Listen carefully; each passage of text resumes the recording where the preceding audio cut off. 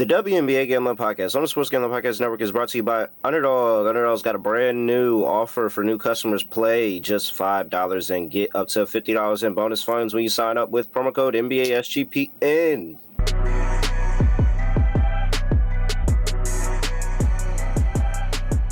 Yes, sir. We are back with another edition of the WNBA Gambling Podcast on the Sports Gambling Podcast Network. You know me, you know the voice of the guys, me, really real, Villarreal Terrell, Furman Jr. here at your service.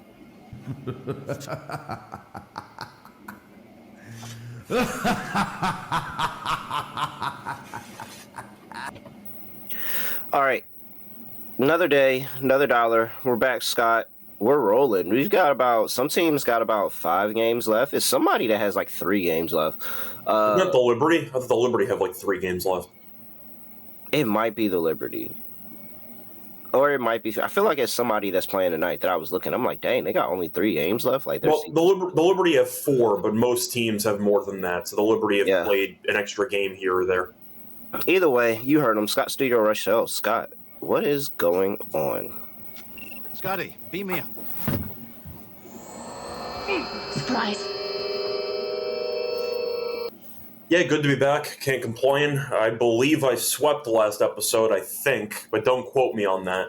But yeah, can't complain. Overall, it's been a pretty fun playoff race so far. Sparks winning yesterday definitely added to the potential stress of the final playoff spot hunt, so to speak, after the Storm, in classic fashion, blew a 17-point lead at home, and the Sparks came back on the road. Nice job by them. Will they get in? I don't know. I believe they're a game and a half now behind the Valkyries, but either way, the Sparks needed to win to keep pace, and they won. So nice job by them, but once again, we still have about 4 or 5 games to go for most teams, and we'll see how it ends up working itself out. But either way, point is, should be a final couple of weeks of the regular season. A lot of drama potentially for seeding, so looking forward to it. Yeah, huge drama. Scott, if I would have told you in the beginning of the season that 4 teams would be locked into the playoffs by this point, and none of them were the Liberty. And if I also told you that after how the Aces started the season, they would be one of the 4 already locked into the playoff spot. Crazy. When was the last time the Aces lost? Like a month ago, 2 months ago? When they got blew out by 50 to the Lynx. I'm saying, so what was that, like 2 months ago? A month ago. Okay. That was in the beginning of the I didn't have the exact date on that, but yeah, they've won 12 in a row, so... Yeah, can't wait to talk about the Aces. We got 4 games that we're going to hit on here. Tuesday, Wednesday. Aces play on Thursday. All right. A lot to get to. But first, got to remind everybody about the free roll football contest. Yes, the free roll football contest is back and it's free to enter. You're picking every NFL game against the spread. $3,000 to first place unless you are a SGPN Patreon member, which you can go to sportsgamblingpodcast.com/Patreon to become a member. And then if you are a Patreon member, your first place prize is $4,000. So $3,000 to non-Patreon members, $4,000 to Patreon members. Plus, we got 25% off everything in the merch store. Code FOOTBALL. Make sure you use that promo code FOOTBALL at store.sportsgamblingpodcast.com. Grab you some merch. And we also got our own NFL Survivor contest, $100 entry fee, winner take all, sportsgamblingpodcast.com/survivor. That's sportsgamblingpodcast.com/survivor. All right, let's get to it. 4 games. First game up, New York Liberty on the road, going to play my Valkyries. My Liberty versus the Valkyries. What a conflict of interest here for me. 6.5 is what the Liberty are laying on the road. You're getting the Valkyries as a 6.5-point home dog. 156.5 is the total. That's actually crept up a little bit. Sabrina Ionescu is questionable. We've got Nair Sabali questionable in the game. We've got Cecilia Zandalicini's out. Tiff Hayes is out. To be fair, Hayes missed the last couple of games too. So yeah. Not a surprise, but still. And that's all the updates. You're expected to see Brianna Stewart, expected to see Jonquel Jones. And with that, this is probably the closest spot where I could say that I might consider fading the Valkyries, just because the Liberty just watched all of them. Everybody clinch a playoff spot above them. The Latrine, the Mercury, the Aces, the Lynx had been in the playoffs for the past 2 weeks. And now they're trying to do the same. But unfortunately, they're going into Ball Hollow. And it's not easy to play the Golden State Valkyrie in Ball Hollow. They are 14-5 ATS at home this season, Scott. Believe it or not, the Liberty are 13-15-1 on the road ATS this season. That's actually for the record, by the way, they are 8-11 straight up. They're mentioning ATS. They're 8-11 straight up on the road. So. Yeah, but 3 ATS wins on the entire season on the road? It's a mess. I'm saying in general, they've been favored in a bunch of games. Winning's always a question besides just cover. Yeah. So. 8 of the last 10, the Valkyrie have covered. I know the Liberty been going through injury issues, and they've been trying to figure it out. Multiple changes to the lineup, but 3 of the last 7, they have not been able to cover. And I know if there's one thing that my Valkyries going to do, they're going to play defense. No Sabrina makes it a little bit easier. I'm still rolling with the Valkyries. I think the Valkyries go out, continue what they do in the first half. Now maybe there's a second half surge, and maybe you can tell me to get down on a live number of Liberty, and I can do that. But the Valkyries are playing at home. They play so well at home. We already talked about the Valkyries first half. So imagine they get to a hot start in the game, and now you're trying to worry about the 6.5 points with the Liberty playing catch up. Yeah, I don't want anything to do with that. Give me the Valkyries plus 6.5. Yeah, I'm with you. I don't want to lay 6.5 with the Liberty, especially now. Ionescu might not play. To be fair, Ionescu's shot has still been really not falling for the last couple of months at this point. And you're looking at her actual efficiency this season, it's ugly. She's shooting 40% from the floor, 30% from 3. And she shoots a lot. So it's been a pretty ugly stretch for Sabrina. Now, we know that she's capable of snapping out of it, but she's also questionable for this game with a toe injury, I believe. So maybe she doesn't play. We'll see. But I do think it's a good spot for the Valkyries. They've been great recently. They've looked sharp at home.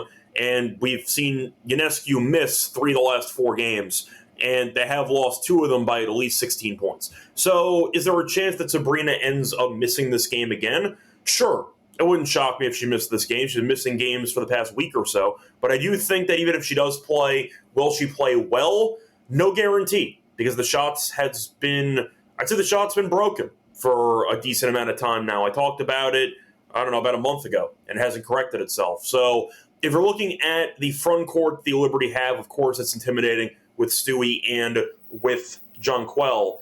But at the same point, I question the guard play because Sabrina's compromised. She has not been shooting well anyway. We know that Cloud can be effective.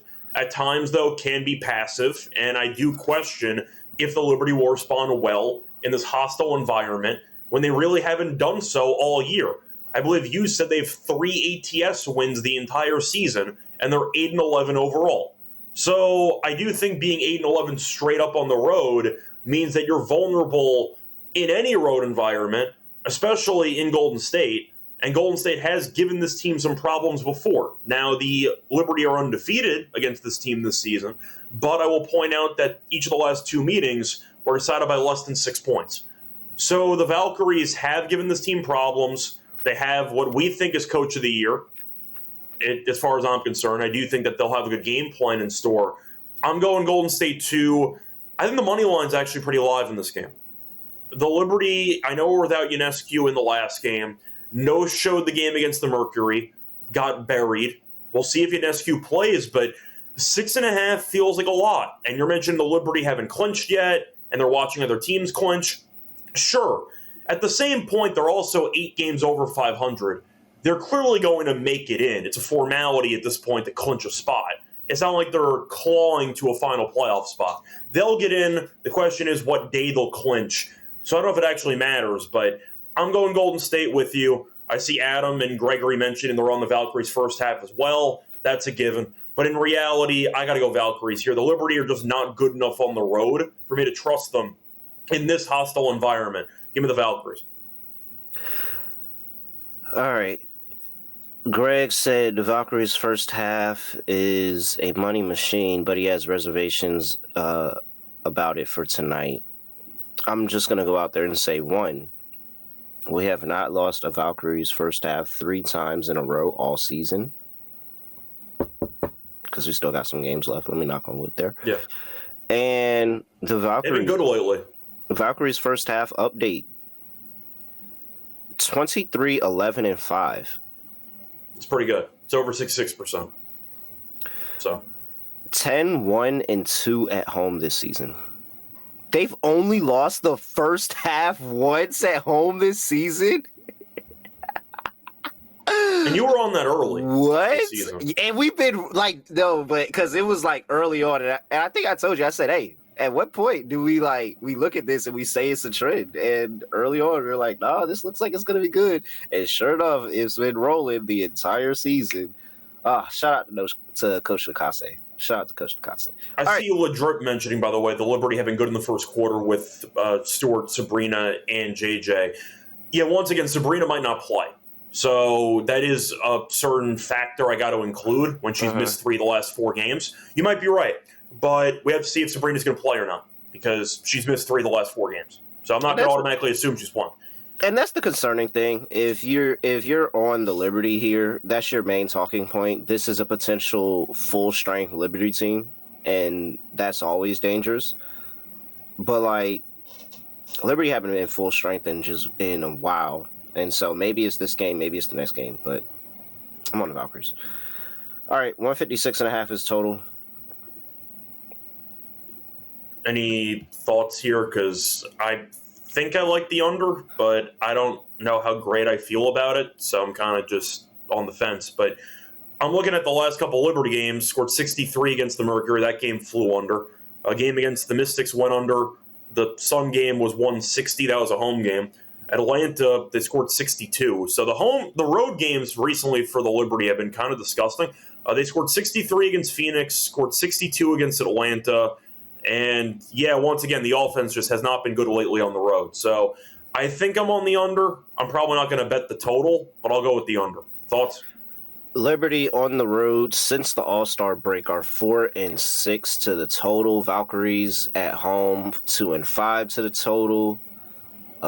Liberty struggled to get over their team total 2-8 since the All-Star break on the road. That's the play I'd rather take. I'd rather go Liberty team total under. And then 2-5 are the Valkyries to the opponent's team total. So yeah, that looks like the trend, the one with the most trends hitting there. It looks like it's an under game, and that team total under for the Liberty seems like it's a good play. Let me see here. What's the official number on that? Team props, Liberty, and we're looking at 82.5, 81.5, minus 105, 81.5. I'll dare him to get to 82, give or take, on the road against Golden State. Yeah, 81.5. It's the best number. Yeah, that's all. 80 points. I mean, they've done it, but 80 points is just. I'm not expecting you to get to 80 versus the Valkyries. Sorry. Yeah. All right. Player props. Jockwell Jones is the first one up for me, Scott.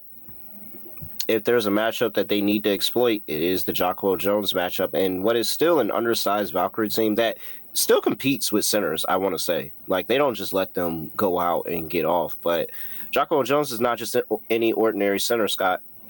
She's a former league MVP, thank you very much, and a finals MVP with the ring to go along with it. I think that her shooting on the outside is going to give them enough. I like Jockwell to go over her 13.5 points. I like the 22.5 points and rebounds as well. They are neater on the glass. As we know, the Liberty are a horrible rebounding team. Yeah, I'm looking more towards Burton in this game. I don't mind the assists at 7.5. I know 6.5's minus 140, 7.5's plus 134. She's been great, especially without Hayes in the lineup. She gets more usage. She had 10 assists against them in the last meeting, which was at home. You're looking at her numbers recently. She has had 8+ assists in 4 of the last 5, at least 13 assists in 3 of the last 5. So she's been really, really good when it comes to facilitating recently. I think it's a good spot for her once again. Mainly the usage without Hayes in the lineup, which has been confirmed again to be the case for this game. I'll go with Burton over 7.5 assists at plus 134. All right. Dang, plus 134? Yeah. Once again, if you want to go for the safe option, 6.5's minus 140. Bit juicy, so I'll take the 7.5 instead. Okay. I like it. What else here? Anything? I would say Breanna Stewart as well. I just don't think that I don't think they have the depth in the front court that they are gonna want to have to be able to guard Stewie and Jocko Jones here today. And if the Liberty are as desperate as I think they are, they're going to need every bit of Stewie and Jocko Jones to win this game. Now, Stewie has actually played the Valkyries 3 times, and Stewie has scored 24, 27, and 23 in those 3 games. She's at 14.5 because people are still under the indication that she's on a heavy minutes restriction. And I mean, she hasn't hit 30 yet, but Scott, the minutes have gone up every single game. 20 minutes. Well, really, let's round up. 21 minutes, 24 minutes, 27 minutes. I mean, it would only, if you sit there and use that, it would only be right if she had 30 to 31 minutes here tonight. 14.5 points. Yeah. Yeah, she could. I mean, she doesn't even need all of these minutes to get to 14.5. She's actually got to 14.5 in that first game with only 20 minutes. And that was the shortest amount of minutes she had. She didn't get there in the last 2, 12 and 14 against the Mystics and the Mercury. 14.5 is too low. I think she can get over to 14.5. I think you could take that in 20 and get her at 20 at plus 280 on FanDuel. It's a good price. I like Breanna Stewart to get over that. So that'll be the last one I add. Breanna Stewart points. I'll add one more. I'll take Salon. I'll take her over 1.5 threes. Plus 120, which I think is a good price. So far this season, faced off against the Liberty twice, made 3 3-pointers in both meetings. Fact is, with Xander Lassini being out, they could use her to be a bit of a floor spacer, and she has made 7 threes in the last 2 games. She has attempted at least 5 threes in 3 of the last 4. I think plus 120 is a good deal when you've had 3+ in each of the first 2 head-to-head meetings this season. Give me Salon over 1.5 threes plus 120. All right. You know, I rock with Janelle Salon. I'm always good with that. Okay. But we think she's the best basketball player in the family. Oh, easily the best basketball player in the family. Not even close. All right. Let's see here. We got 3 more games to get through here, Scott. But first, got to remind the people about mybookie.ag, your place to bet every single sport, including NBA, NFL, WNBA, college football, all of that and more. Their motto is bet on anything, anywhere, anytime with mybookie.ag. Get lightning fast payouts, and you can easy deposit with cryptocurrency. Head over to mybookie.ag, promo code SGPN for 100% bet back bonus up to $500 for new customers. That's mybookie.ag, promo code SGPN. And we are also brought to you by a Rhythm. Make sure you lock into the Rhythm trends, especially for football season. They've been really, really good with the player props, Josh Allen, Tyreek Hill in football season. But, you know, they've also been carrying the WNBA for us as well. And, Scott, they are not a believer in Natasha Cloud tonight. They have Natasha Cloud to go under 14.5 points and assists against the Valkyries here tonight. Under 14.5 points and assists. And I get it. Under game. Not expecting a lot of points on either side of the ball here. High level of defense. Natasha Cloud not going to be able to get it done. You can get that and more. A lot more. And I mean a lot more of their Rhythm power trends here over there at Rhythm. Go sportsgamblingpodcast.com/RITHMM. That's sportsgamblingpodcast.com/RITHMM. All right. Let's see. Oh, we got a birthday in the chat. W's in the chat. W's in the chat. W's in the chat. LaDrip's birthday in the chat. Happy birthday, LaDrip. Hope the best of luck for you and the bets today. Let's go ahead and get into the next one. We've got Indiana Fever on the road going to play the Phoenix Mercury. Phoenix Mercury lays 7.5, 166.5 is the total. All right, injury report here. Chloe Bibby out. Indiana Fever. I mean, everybody should know the long list of Fever guards that are out for this game. Lexi Hall, not one of them. Playing with 2 black eyes. Hopefully they're not still there. I think that's it, actually. Oh, Kalani Brown, out for the Mercury, personal reasons. So, a little bit of a depth piece there. But that's it for the injury report that we don't already know about for the Indiana Fever. All right. Mercury have clinched. I think they're still battling for seeding. Good for them, though. Good for them. Yeah. Still a half game between them and Atlanta and Vegas. God, Jesus Christ. The Aces just somehow muscled themselves to being the number 2 seed right now is just spectacular. They lost by 50 and said, I guess we got to try now. And they immediately just decided to not lose the game again. Hooping, and playing defense. It's great. All right, Indiana's battling for that last playoff spot, though. They are tied with... Well, okay, so Seattle has played more games, but they are still tied in terms of record-wise with Seattle.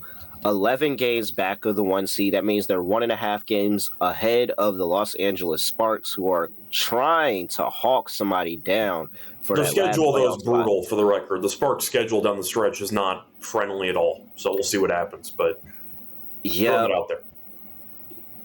With that, I still think that the Indiana Fever are going to try to take advantage and compete at the very least, because they've been a 500 ball club since the All-Star break, 7-7 ATS. And so I think that this is one of those games where they have the opportunity to play well with the Mercury. I still have this thing about the Mercury where I'm like, there's multiple times where I see them laying a bunch of points and they just kind of play down to who they're playing to.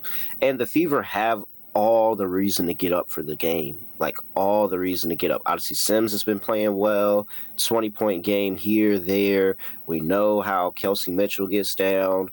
The real big piece is Aaliyah Boston. Aaliyah Boston's going to have to be able to continue to play well and dominate inside of the paint here and really just continue to challenge AT, Natasha Mack, and Satu Sabally in the game, especially if she can get Satu Sabally out on fouls. That would be amazing.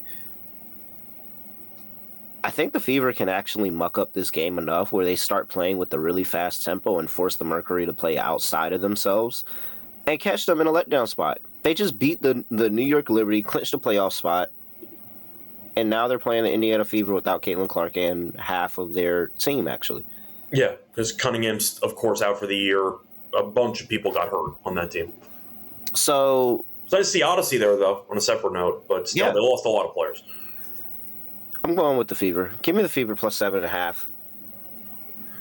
I do think that there are letdown spots if you're clinching a playoff spot, but the question is, do I think Indiana actually has enough offensively to keep up for an entire 40 minutes? I don't mind Indiana first half. I think Indiana can sneak up on this team. We saw Connecticut, for example, yesterday. Terrible team, but they were up a ton in the first half. Then the second half happened. Atlanta said, fine, I guess we'll play basketball, and they buried the team and they covered. That could happen here, where the Fever are maybe even winning at the half, and then the Mercury realize, listen, we should be playing better. We've been kind of just sleepwalking, and they end up waking up and dominating. The thing is, do I think the Fever's offense is actually that good? I'm still on the fence about it, because we know that they tend to live and die by Kelsey Mitchell, as they should, because their other elite guard isn't playing. You're looking at Aaliyah Boston, who did nothing against the, once again, Valkyries, but she had been very good for the last week and change before that. And after those two, do you really like the options they have offensively?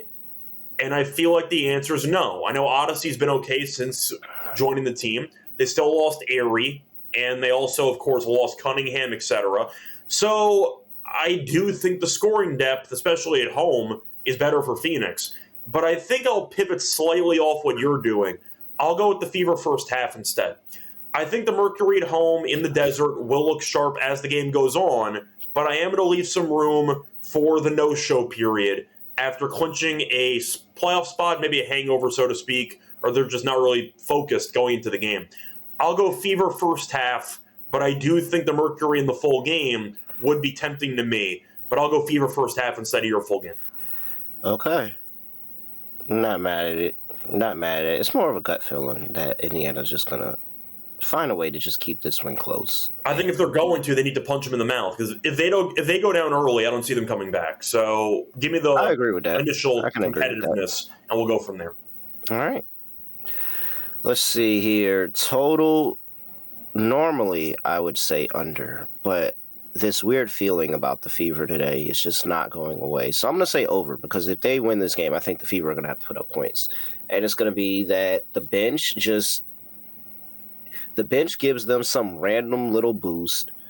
I actually think that Simpson coming off of the bench has a nice little matchup here, especially with no Kalani Brown playing in this game as well, where Simpson could actually give them some really good offensive rebounds and some nice easy putbacks around the rim. She has a nice little turnaround jumper too that hits. So I could see the bench having more of an impact here, and that helping the total. So I will go over because I like the Fever, but I understand if you would like to just fade this and take the under. I really, really do.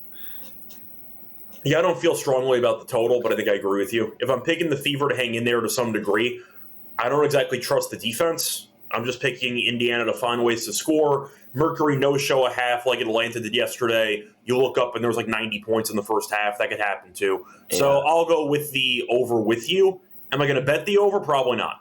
But I think I'll go over rather than under. Maybe a first half over. Yeah. All right. Let's see. Player props. What you got? Whoa. Let me just quickly see if there's anything I'm really tempted by. I know Mitchell historically has not been very good against this team, but that implies you have to fade Kelsey Mitchell, which is never a fun time. Yeah, I'm good with that. Let's see here. So, all right.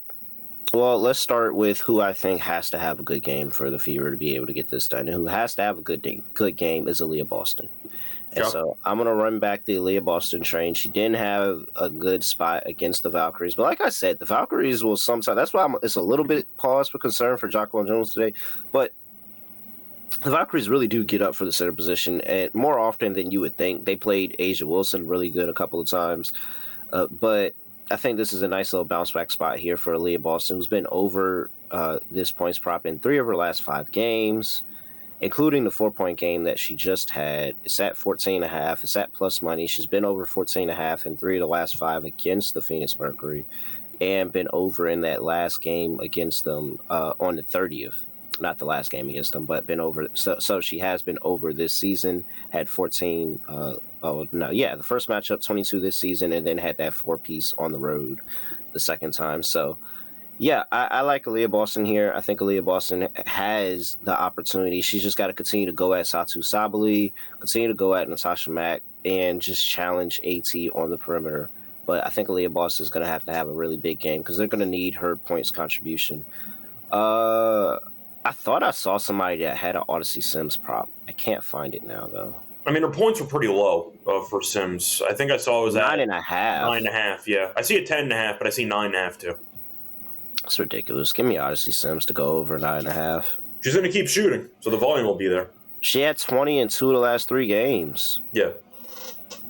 And they need her. Like, at this point, they need her to shoot and take the attempts because they don't have anybody else. No. We're rolling on the starting lineup here. What's her field goal attempts at? She's had, in her last 3 games, she had 14 attempts against Seattle. She had 20 attempts against the Sparks. And she had 10 attempts against the Valkyrie. Well, it's the Valkyrie. Yeah, Odyssey Sims. Over 9.5, 10.5 points, whatever it is. Ladder that. Yeah, I am looking for a potentially degen play, but I think it has some value. I actually don't mind Dewana Bonner today. I'm looking at her points and rebounds at 15.5, and she's actually been pretty good lately. Looking at the 15.5, she has gone over this in 7 of the last 10. If you want to just go for the rebounds, that is at 4.5 plus 120. I'll point out that she has gone over this number in 4 of the last 5 against Indiana. She killed Indiana last game. You can call it a revenge game, even though she basically quit on the team and got what she wanted. But the point is, she did put up good numbers against them in the last meeting, as she had 23.7 rebounds. She has had at least 20 PR in 7 of the last 8. Then again, she was starting for a couple of those games dating back to last year. But the recent meeting, she ended up having 23 and 7. I think she's in line for a pretty good game here. And I think the rebounds could be intriguing at 4.5 plus 120 on the over. So I don't mind the PR for her. But 4.5 rebounds does feel pretty generous at plus 120. I'll take that. I think she could walk into 5 rebounds. I'm not asking for much. 5 rebounds is fine. Yeah. All right. I like the Bonner look here. Chat's booming. W's in the chat. Chat is booming over here. YouTube.com/WNBA Gambling Podcast. I mean, can I call it a revenge game if you quit on the team and got exactly what you wanted, but you're against your former team? Does that count? The only thing that I didn't like about that is quit. Did she quit? Was she pushed out? Was she like what happened? What happened in Indiana? I want to know. Tell the people, Dewana. Go on the podcast and tell the people what happened in Indiana. Matter of fact, how about we just get all y'all in the same room? That would be an even better time. Everybody just be in the same room. All right, let's keep going, Scott. But that's enough for Thursday. We'll get to Friday in just a second. Gotta talk to everybody about Underdog Fantasy. We will drop our Underdog Pick'em lineup as we do every show at the end of the show, so make sure you stick around for that. Well, you can go get down on some best ball. $15 million in prizes, including $2 million to first place, and the season starts on Thursday. So you need to go ahead and get into Best Ball Mania and have a chance at a $2 million prize. Plus, Underdog's got a brand new offer for new customers. Play just $5 and get $50 in bonus funds when you sign up. Use promo code NBA SGPN. That is promo code NBA SGPN. We are also brought to you by Novig. Novig is America's #1 sports prediction market. Since Novig is an exchange, you know you're getting some of the best prices on the market. Novig is available in 35 plus states. So if your state is not legalized online sports gambling, it's okay. You might have Novig. Download the Novig app and get $50 when you spend $5 if you use our promo code SGPN. Get in with the action with Novig. Promo code SGPN. Georgia folks, Novig is available. Los Angeles Sparks on the road on Wednesday. Going to play the Atlanta Dream. Dream are laying 7, 168.5 is the total. Well, the Sparks, cardiac kids, coming to life in the second half against the Storm. It's always on the road, isn't it, with this team? It's always on the road. Oh, absolutely. Absolutely. They're such a better road team than they are a home team here. I mean, Hamby with 27, Reichel with 23. Absolutely booming in the game. I mean, it's kind of the same angle as the Fever game. The Sparks have a lot to play for right now and trying to get to that playoff spot. And the thing about the Sparks is they're actually winning games. They just continue to put themselves in these horrible situations at the end of games, but then just find a way to muscle out a win more often than not. Mm-hmm. This is way too big of a spread. I think they played, so what was it? So they ended up winning the game by 7, but they ended up playing the Storm close after getting destroyed in the first half. They won the game from the Mystics by 3. They lost to the Fever by 1. They lost to the Mercury by 8 at home. Played the Sparks to a 1-point game. They've been playing close games recently, man. I do want to point out for the schedule, by the way, and for the standings, the Dream do have stuff to play for. They're tied with the Aces. I mean, the Aces killed them in the head-to-head, so they're definitely behind the Aces right now. And they are half a game ahead of the Mercury, but they played an extra game. So they are still playing for seeding. They're 2 games ahead of the Liberty for first place in the Eastern Conference. Does that matter? No, because they don't go by conference. But still, if you care about that, they're 2 games up on the Liberty. But they are still playing for seeding. So keep that in mind. It's not like Atlanta is going to be coasting throughout the rest of the season. They still have seeding to play for. But, of course, the game matters more to the Sparks, who might miss the playoffs entirely. This is a clear textbook example of a deja vu set, because they play this game again in Atlanta on Friday. So deja vu principles, and it sounds about right. You take the Sparks plus the points and on the money line in this game. They get up for this one. They catch Atlanta off guard. They steal another win and force themselves back to 500. And then just to get destroyed by Atlanta in the second game after adjustments by Carl Smesko and crew. But it's really hard for me to just fade the Sparks when they're catching this amount of points. This is the same thought that I had with the Seattle Storm yesterday, is that it's just too many points for a Sparks team. That offense is crazy. And even though they don't play any amount of defense, that only cost them the game. And it didn't even cost them anything against that Seattle game, because they absolutely locked up in the second half and pulled out an amazing comeback. So I like Sparks. I like Sparks plus the points here. I like over because I do like the Sparks. They're going to score to keep up, catch Atlanta a little bit off guard defensively, find themselves in the game. The second game on Friday, that's the one Atlanta wins and covers. So there we go. Yeah, we're on the exact same page. I like Sparks money line in this game. I was mentioning playing devil's advocate. The game does matter for seeding purposes for Atlanta. It's not the same. I mean, they clinched a playoff spot already. They are probably going to win the Eastern Conference in terms of the standings. You could argue that even though they're still playing for seeding, the game, of course, means a lot more to the Sparks, and they have played well. They could have rolled over against Seattle. I know Seattle's been playing better lately. They're still the showers to us, and they proved that again in the second half of the last game. But the point is, at least the Sparks, with adversity, didn't roll over. It looked ugly. They stayed with it. They came back and they won. So props to them there. You mentioned that they tend to find themselves in close games all the time. I agree with you. I'll go with the Sparks to win this game outright. I think it's a pretty good spot to take the more desperate team, then pick Atlanta to get revenge in the classic deja vu spot. They'll win the second game. But I'll go Sparks with you. I think they're alive to win this game. So I'm going to go with that for this one as well. I do want to briefly segue, though. I know we're going to get into props for a second. I want to congratulate WNBA because with the, I'd say, last couple of teams fighting for a playoff spot, we are probably not having a team below 500 make the playoffs. Congratulations. Congratulations to W. We don't have a random team that has 15 wins that's making the last spot of the playoffs. Congratulations. We actually have pretty much every team fighting for a playoff spot, either around 500 or over 500. Thank you. I was not asking for much. I appreciate it. We actually have teams over 500 making the playoffs. So congratulations to WNBA. That's what happens with expansion, man. Yeah, you have a couple of really bad teams that win like 5 games. That's how it works out. That's what happens with expansion. It happened. Hey, and I'm telling you, next year, do not think that Portland and Toronto are sniffing anything close to what the Valkyries are doing.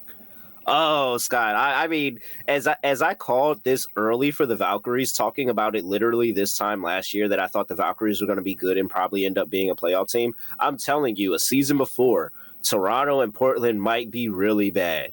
It wouldn't surprise me, especially when you have 2 teams that are doing expansions. They can't even take the best of the scraps, so to speak. They got to share with the other. Yeah, they got to share with the other. So, dude, that's gonna be the one. That's gonna be the one. They're gonna have rough seasons the first year out. I'm interested to see who ends up coaching those teams, though. All right, Noel Quinn. I was thinking Nola Henry, but Nola Henry might take, if they fire Noel Quinn, they probably might hire Nola Henry in Seattle, to be honest. Seattle's going to make the playoffs most likely. I mean, I'm not going to put anything past the Showers. If they fell apart, who knows? But I'm assuming that with the roster they have, even if they make the playoffs, if they go one and done, she's probably gone. That's my assumption. Just time to move on. Yeah. Too much I just think a break would be better for both parties at this point. Yeah, so. I'm in agreement. All right. I'm on over. You're on over? Yeah. I'm not taking under with the Sparks. I'm picking them to win the game. Okay. All right. Over. Player props. This should be fun.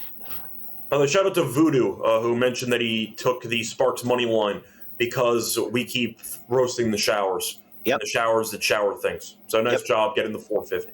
Yep. Absolutely. And he said he clicked the money line 2 times because he kept hearing the speech and the drowning speech in his head.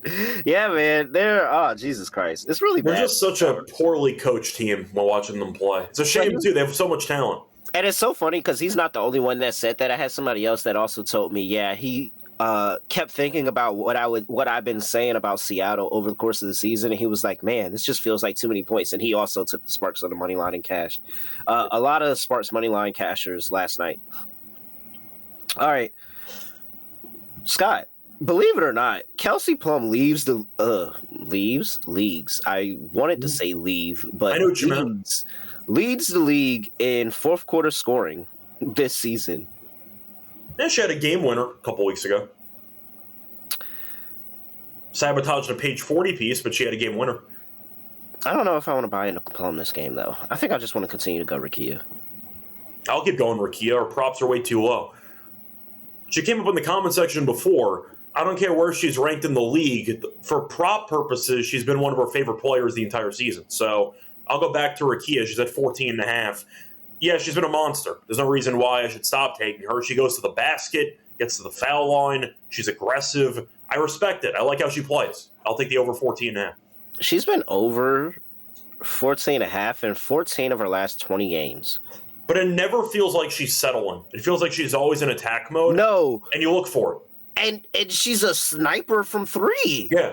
Mm-hmm. There's not a 3-point shot anymore that Rikia shoots that I don't think looks good.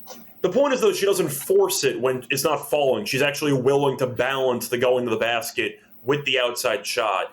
And I wish more players would do that. She's not afraid of contact. Game winner she had against the Liberty, for example. She's not afraid of going in there against the trees. And she could shoot. Just a very good overall score.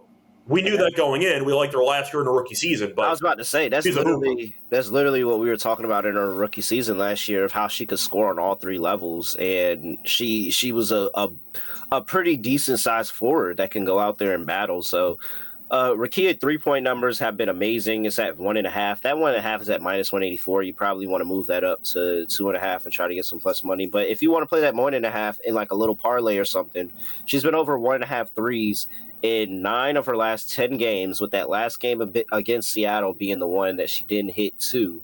But she's hit 2 in 9 of the last 10. She's hit 2 in 14 of the last 20. She's been very good with that prop all season. And again, when I watch Rikia, there's not a 3-point shot that I look at that I'm like, man, it doesn't look like it's about to go in. Like, Rikia is just playing phenomenal right now. So, yeah, I'm still on Rikia Jackson over 14.5. Let's throw Ryan. Okay. Let's throw Ryan into the conversation as well. She's been very good. She's at near 20 points in the last 3 games, 19, 24, 23. Starting to heat up there. And she's been very good against the Sparks team. Honestly, because they really just don't have the size at the guard position to really stop her. It's the size and strength at the guard position is just a mismatch with Ryan Howard. So it's not surprising that she has a number of good games and filling up the stat sheet type games against. I like her too. I also like Brianna Jones.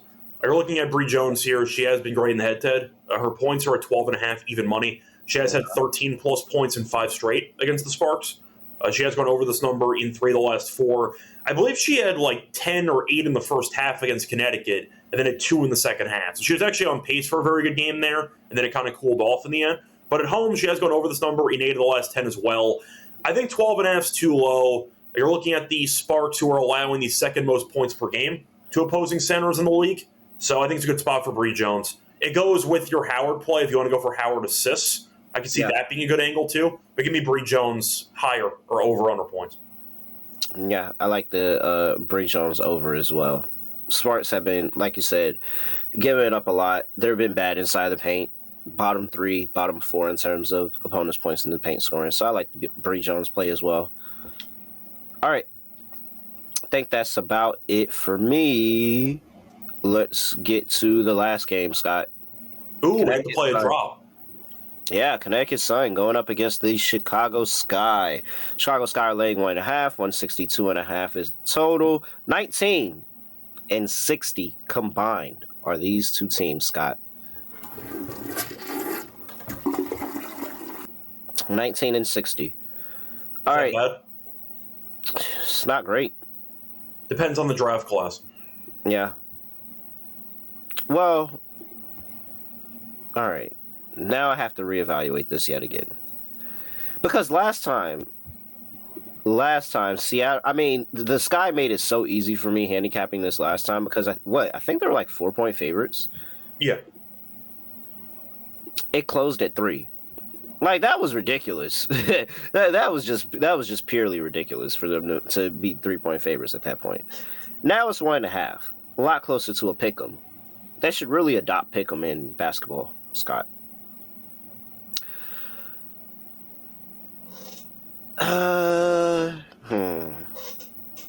the record, by the way, mentioning a recent form, said a second ago that the Sun were actually leading at halftime against the Dream, and then forgot basketball's played in halves because they did not show up in the second half. They lost by 17. They were winning at halftime, and they lost by 17.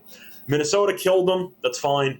They beat the Wings and ended up losing to the Liberty. So if you ignore 3 of the best teams in the league, I know the Liberty have underachieved, but still 3 of the better teams in the league, which they lost, beat Dallas on the road, beat Chicago on the road. They've been doing well against teams that are at their level recently.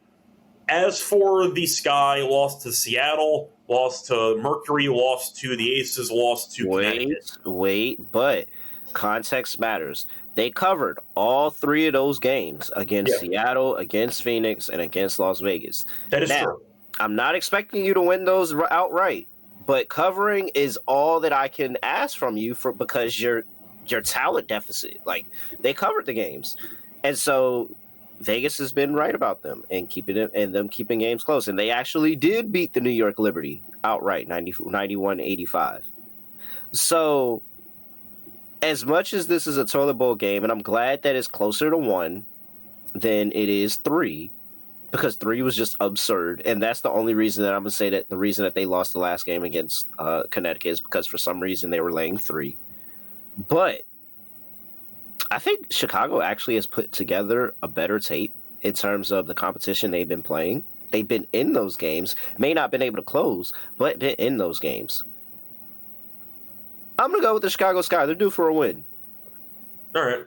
Connecticut, by the way, has won each of the last 2 games by at least 9 points against this team. Fun fact, the road team is actually 2-1 straight up, so if that's worth anything to you. Looking at the last meeting, though, that was the most recent one. They did face off 2 times in August. Sun did win both by at least 9, as I said a second ago. I will point out that it was mainly because of the first quarter. The Sun did outscore the Sky by 15 in the first quarter. Mm-hmm. After that, every quarter, the Sky won by less than 3 points. So it seemed like the Sky settled in, but they no-showed the first 10 minutes and the game was over. And they just couldn't make up the deficit. It's kind of how it felt like the game played itself out. The thing is, I actually think that the Sun have played respectable ball too. So both teams are not good when it comes to winning. And you could argue that the winner of this game is actually the loser.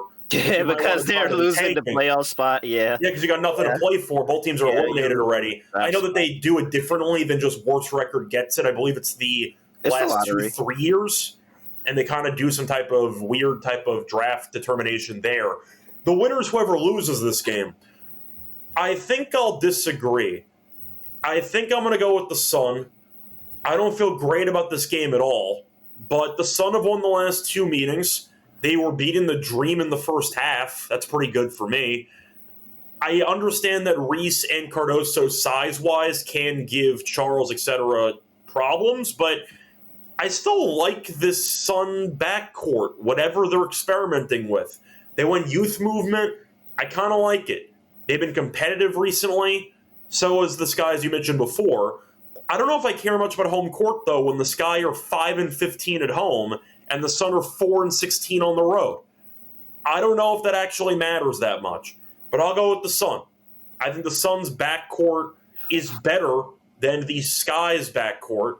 So give me the Sun's backcourt instead. Very low bar. I'm aware of it. But I think I actually like the Sun's guards a bit more than I like the Sky's guards. No offense to Ariel, but still. I'll go with the Sun in this one. I think it's a close game. I think it's a competitive, fun game between two really bad teams. I'll take the Sun.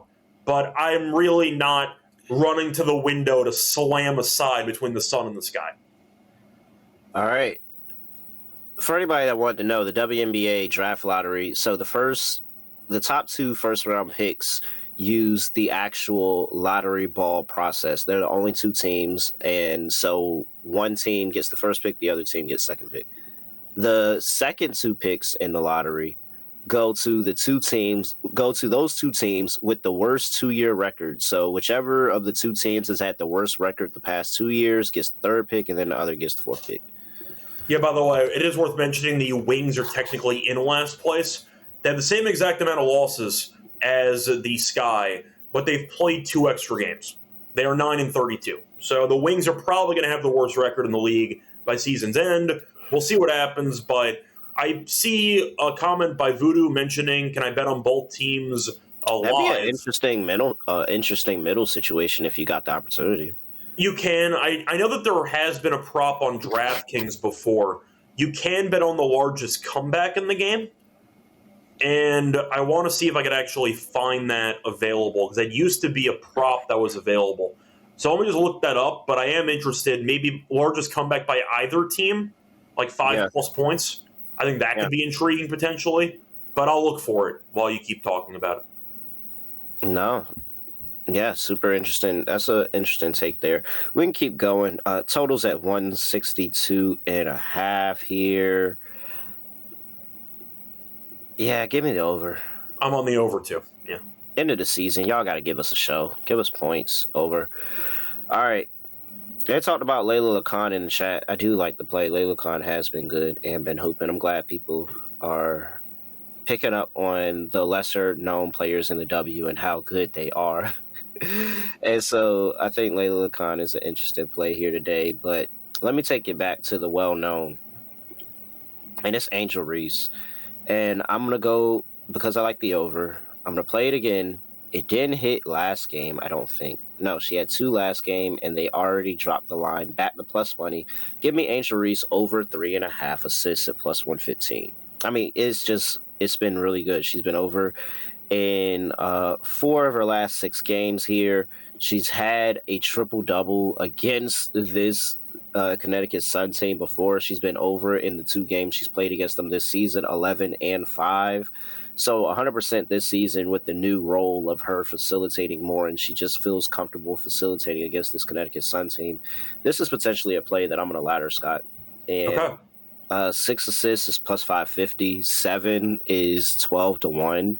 So we're not triple double this year. It's possible. Yeah, like she has 11 against them before. So I'm going to play it again. I'm just going to hope that Chicago Sky hit the 3-pointers when she passed it to him. Yeah, so I'm going to go with Atkins under on her points. She's not been very good lately when it comes to scoring. You're looking at her numbers. It's at 14.5, juice though minus 132. She has had less than 13 points in 7 of the last 10. If you want to talk about her, once again, overall matchups against the Sun, not good. So far this season, she faced off against them 1 time. She had 12. But if you want to talk about the meetings, actually, no, sorry, she faced off against them 3 times. 12 is her season high against this team. Had 12, had 5, and had 10. So the numbers have not been good against this team for whatever reason. And the fact is now it's at what I think is a number that's too high at 14.5. You've gone under in all 3 with room to spare. Give me the under on Atkins points at 14.5. All right.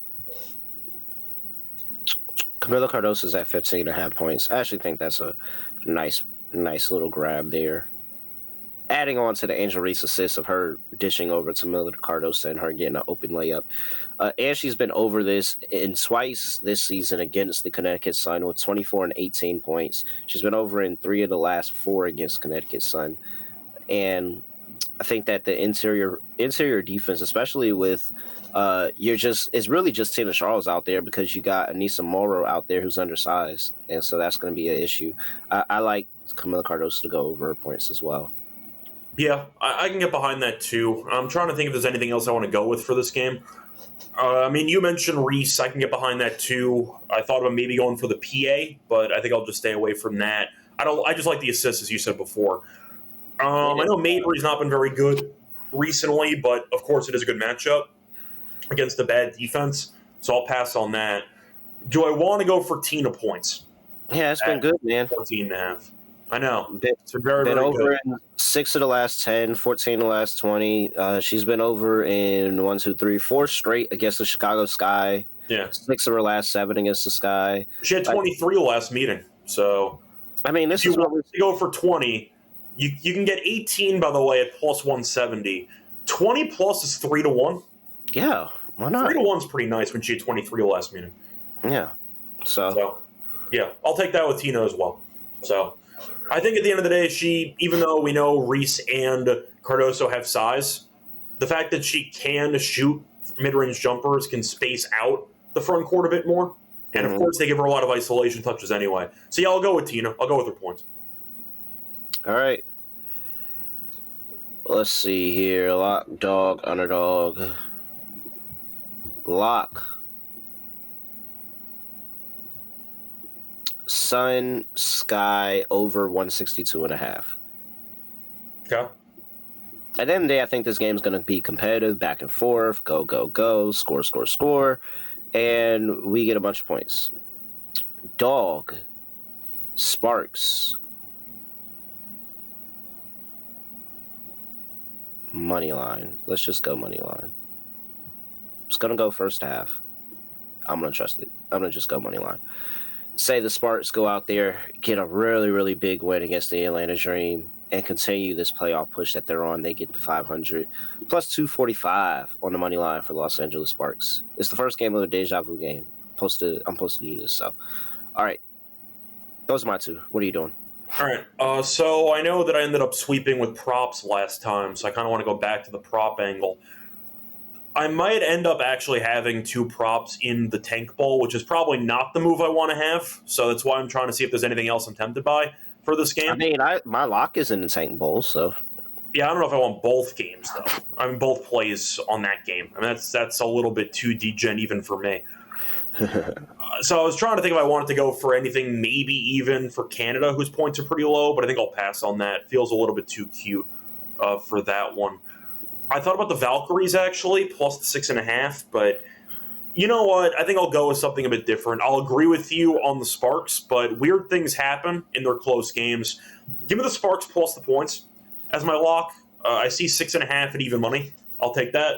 I think the Sparks hang in there. Desperation game. I think you're looking at a spot where the Sparks should be able to keep this game close. Even the first meeting this season, it was in LA. It was way back in May, but the Sparks lost by 6. I understand the Dream are great at home. Sparks, that were good on the road. I think it's a good matchup between one desperate team and one team that might end up waking up, but also no-showed an entire first half against the Sun in their last game. Give me the Sparks plus the points as my lock for the show.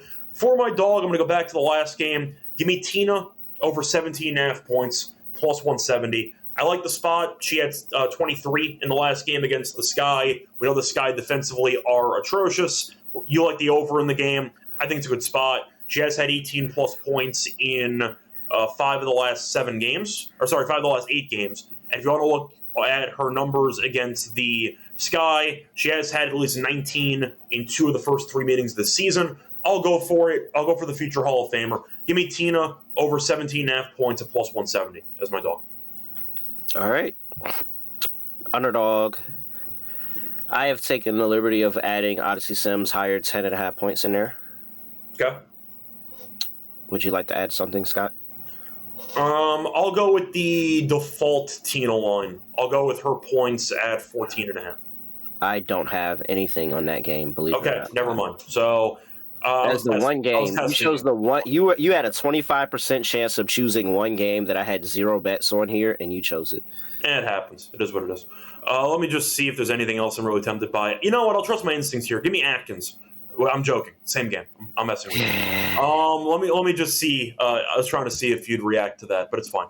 What do I want to go with here? So, what did we talk about? We can go Rakia. We can go Ryan. Can we go Rakia? I'm not even sure if I saw Rakia's stuff on Underdog. Rakia's up here at 15.5. I got Bree Jones here at 12.5. We've got Brianna Stewart here at 15.5. We got Veronica Burton here with the 6.5 assists. That's 0.86, Scott, though. Just throwing it out there, 0.86. Okay, I think I'm going to go a bit bolder. Tawana Bonner. Yeah, I was going to say, I think I like the Bonner rebounds at 4.5. All right. Bonner rebounds in there. And let's go with Stewie. I feel confident with Stewie today. Well, Unescu might not play, so she might get more usage. Yeah. So, Tawana Bonner, higher, 4.5 rebounds. That's a little spicy. Odyssey Sims, higher, 10.5 points. And Brianna Stewart, higher, 15.5 points. That's a little spicy. Add all of that together, you're going to get 7.07x. $100 get you $707 over there at Underdog Fantasy. Make sure you use that promo code NBA SGPN. And with that, Scott, anything else for people before we get up out of here? Not really. Home stretch. We are closing in on the playoffs, so looking forward to it. I know that the schedule recently has kind of been inconsistent, but I guarantee you that for the playoffs, we're going to be doing a ton of shows. So just keep that in mind. Super interested to see how these playoffs turn out. Yep. Very, very interested here because, shoot, there might be a lot of teams that are live to win it. All right. With that, he's at Rush Radio. I'm at ReallyReal __. Make sure you give me a follow on X. Give Scott a follow as well. Look, NBA Gambling Podcast on YouTube. Go make sure you follow the YouTube page, subscribe, like all of that stuff. And WNBA Gambling Podcast, wherever you get your podcasts. If you listen on YouTube, I get it. Just head over and wherever you get your podcast, give us a 5-star rating and review. And with that, that is it, Scott. Nothing else to say, nothing else to do. No other way of ending podcast. Just going to end it like this. We are out of here.